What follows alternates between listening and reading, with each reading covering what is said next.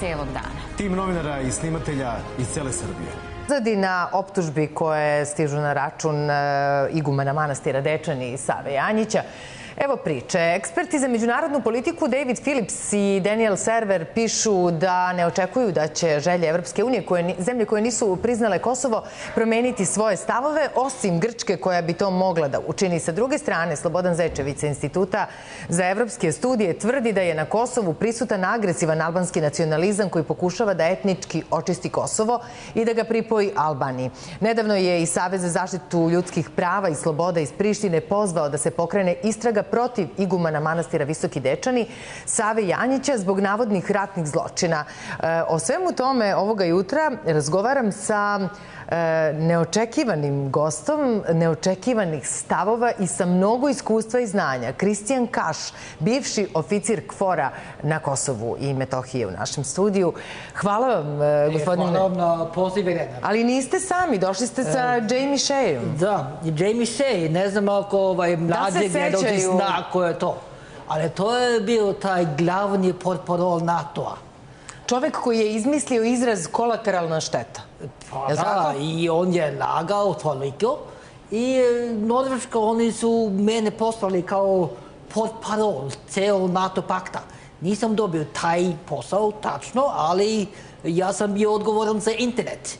Na rane vreme interneta i na kraju službu smo imali 60.000 klikova dnevni. I to je bio mnogo na taj vreme. U to vreme je to bilo mnogo, danas je sve očito mnogo. Sava Janjić od juče nema Twitter.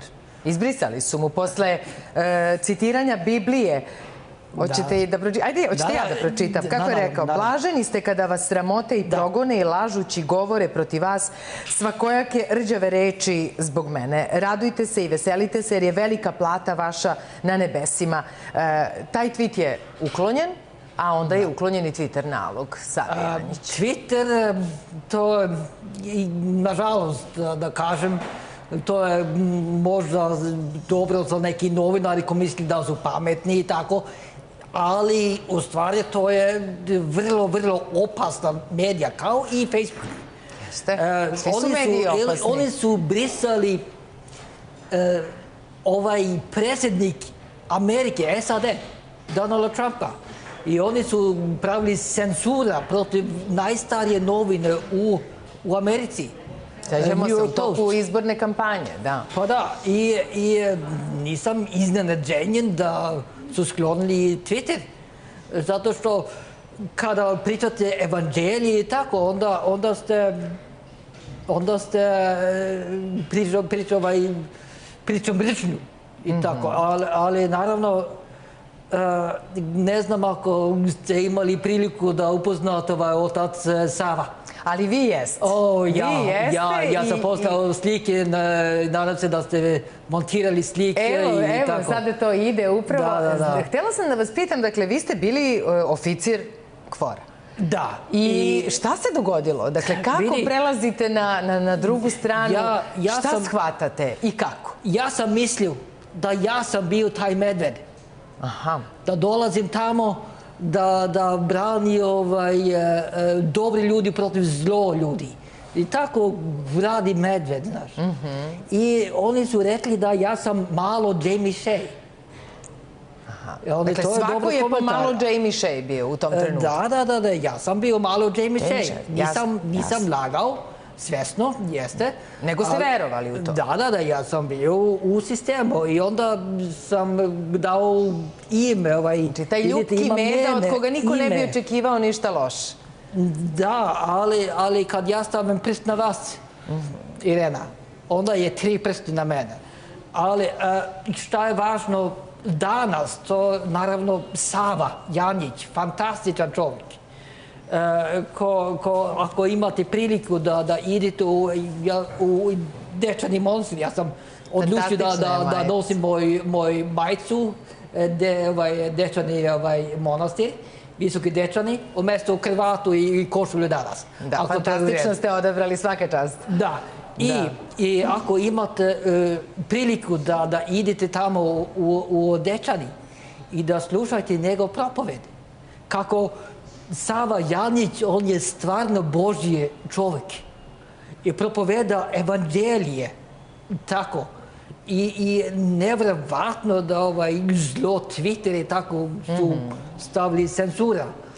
Ja ga slušam na YouTube-u i uživam u tome. E sad, na stranu, dakle, ta duhovna reč, ta dubina vere koju je on očuvao na Kosovu i Metohiji, jer očito da je Srpska crkva možda i najjači faktor očuvanja srpskog naroda na Kosovu i Metohiji u ovom trenutku, možda najveća uzdanica koju imamo, jer, kao što znamo, država tamo prosto ne može da funkcioniše zbog trenutnih okolnosti. Kažite, zašto sada, dakle, Sava Janjić predstavlja bilo kakvu pretnju i uvlače ga u ovu priču o ratnim zločinima, o bilo čemu što je kršenje, kako su to nazvali, kršenje običaja rata i već ne znam kakve formulacije? Kada čitamo Bibliju, čitamo da kada pogrom stiže, oni su bili najsrećniji. Sećate Pavli i Silas. Oni su bili u zatvoru u Filipi, današnji Kavala, u Grčku. Ja sam bio tamo i gledao sam zatvor tamo. I oni su bili radosni da su imali pogrome. I to je isti stav kao Sava. On je vrlo blag čovjek, vrlo pametan čovjek. I tako je odgovor na pretnje. I naravno, lako je biti, nije lako, ali lakše je biti Srbin. Sever od Ibara, Kosovska Mitrovica i tako. I često čujem kritiku protiv otac Sava, da je previše blizu neke vlast, ne znam, ali on živi svakodnevno pod ove pretnje u Metohiji, u najteže oblasti tamo.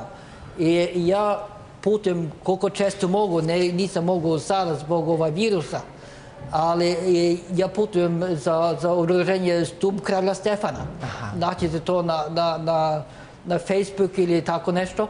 I onda idemo petkom uveče od Beograda, onda spavamo u autobus i subotu uveče idemo u kod neki monastir ili kod neki domaćin da prespavamo. I prespavate u manastirima srpskim na Kosovu i Metohiji? Da. Ili kod domaćini. I to je skoro sa džabe, to je 4000 dinara za ceo vikend. Onda vraćamo ponedjeljak rano ujutru u Beograd i u Novom Sadu. I kad putujem sa ova ljudi da A ko su ti ljudi? Je li tu ima stranaca? Su to ljudi iz Srbije? Ja sam, mislim, jedini stranac, ali to je fantastično putovanje. Kad ste vi bili, u kom periodu ste bili na Kosovu i Metohiji? Od 11. januara 2000. godine i 7 meseci. Od 11. januara 2000. 7 meseci. I onda vam ističe ugovor. Da. Vi ništa ne uradite da se taj ugovor produži, shvatate? Ja sam teo to. Da, nisam krenuo na taj vreme. Dobro. Onda sam vratio kao novinar. Ja sam ranije radio sa novinarska agencija Associated Press. I tako. Evo su te novinarske legitimacije. Nije novinarske, to je vojni legitimacije u stvari. Presov, dobro. A da, ovo su sve vojne. To je stvarno vojni. Oni su mi dali čin vojni major. Evo, to smo ali Irena, ako mogu da vas molim, zato što ja verujem u molitvu. Znam da dosta Srbe veruju u molitvu također. Ako sada možemo, ako ste kući, ako mogu da pričam direktno srpski narod. Naravno, gledaoce imamo. Ako ste tamo u kuhinju ili u dnevni sobu ili tako, pravite malo pauza, da možemo zajedno da se molimo sa otac Sava. I ne treba da se zatvori oči, zato što Bog čuje naše molitve u svaku situaciju. Ako si napolje, ne treba da bude u crkvu. Naravno da palimo svetlo u crkvu, ali, dragi Bože, daj dosta blagoslov Sava Janjić. Hvala da on je toliko hrabar čovjek ko radi sa tvoj carstvo, Bože.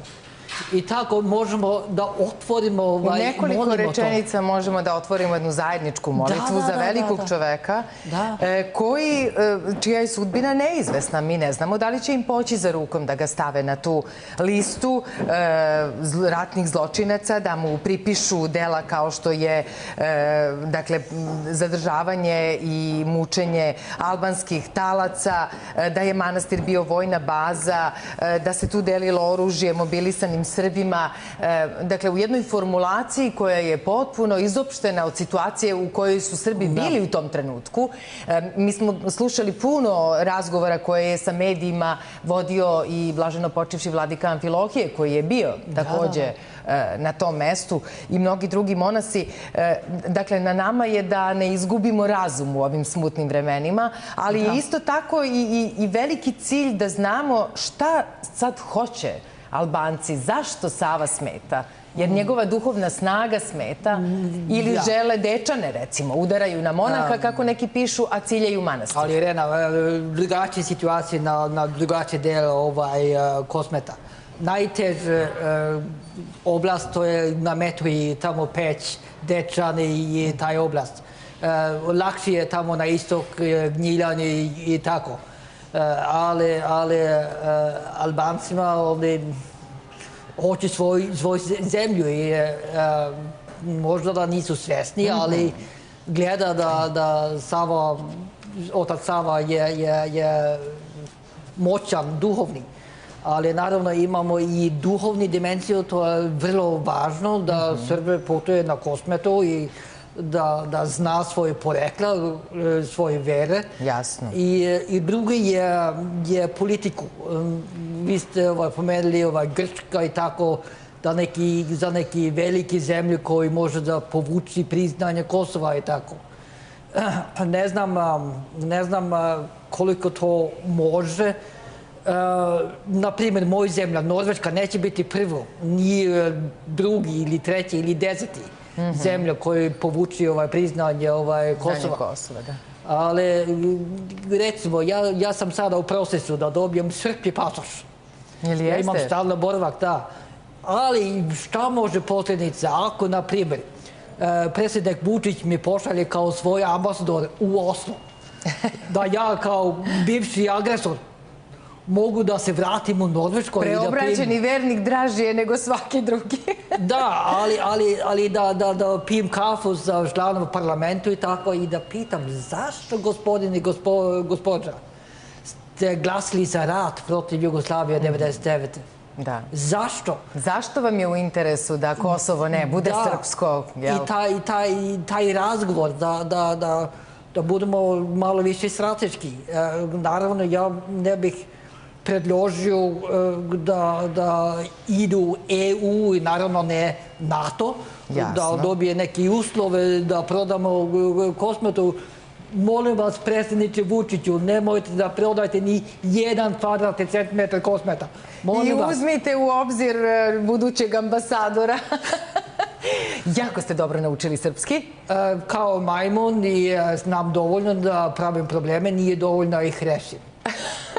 Znate šta, ako vi možete da gostujete u jednoj televizijskoj emisiji, da se mi dobro razumemo i da vas gledalci razumeju, verujte da je to sasvim dovoljno, ali verujem u svemu što radite, nadogradnja dolazi. Hvala vam na ovom iskustvu, na ovoj priči. Vreme brzo prolazi televizijsko, ali nadam se i našem skorom druženju. I dobro je što je Jamie Shea ćutao. Da, on je čutao, nije pričao, drago mi je, zato što on samo laže. Samo laže. To je ostalo sećanje na njega. Hvala mnogo, gospodine Kaš, na svemu što ste kazali. Kratko reklame, onda idemo do Mile Ćurčić i slušamo najvažnije vesti.